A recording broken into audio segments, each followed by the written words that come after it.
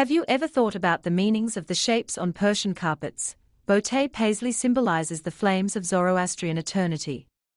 In Zoroastrianism, fire is sacred, it gives life to man and is the greatest blessing that Ahura Mazda has given to the earth. But after Islam, this way of weaving was abolished and the Quranic narratives were woven into the carpets. For example, after Islam, the harati, the fish pattern, symbolizes the rivers of Eden that the Quran describes in paradise. The locals thought that by embroidering these patterns, they were getting closer to God and gaining merit. What a radical transformation! Or when you see a tree of life pattern, remember that it is a stairway to paradise in the Quranic depictions of paradise. Persian history is quite deep, isn't it? What do you think? Write in the comments.